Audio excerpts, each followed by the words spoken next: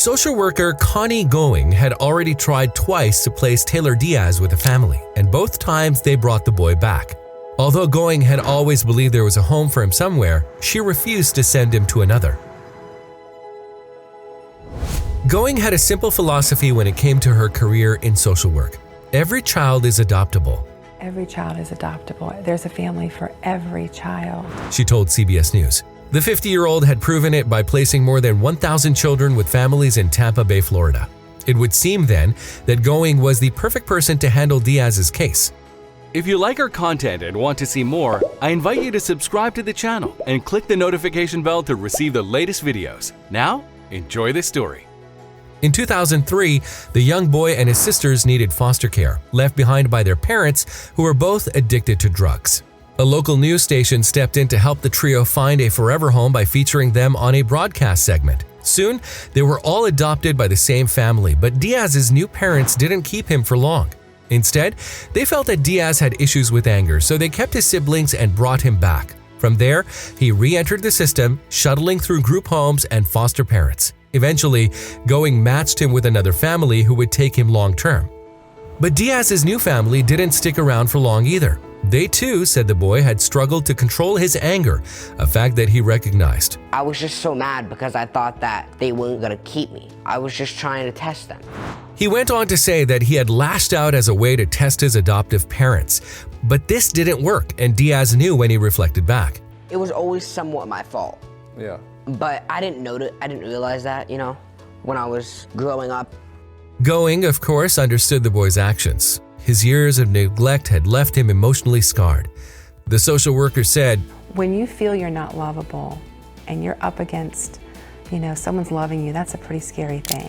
No matter how deeply she understood Diaz's behavior, the fact remained that he was once again back in her office in need of a foster or forever family. This time, though, Going gave up on the search.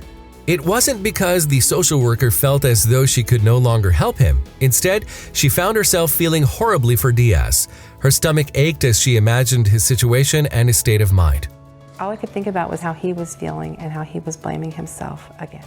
That emotion led her to stop having Diaz as her client because she had come up with an even better solution for them both.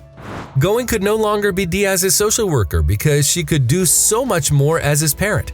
After searching far and wide for the right person to fill that role, she realized, and that was me. 10 years after entering the system with his siblings, Diaz finally had his forever home.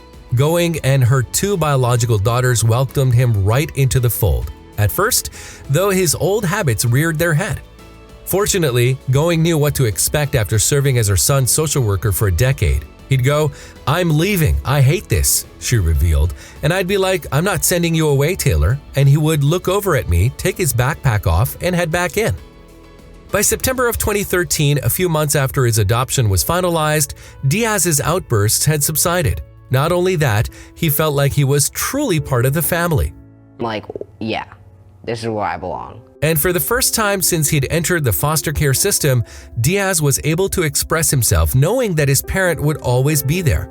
She knows my worst side, and she still cares about me and still loves me.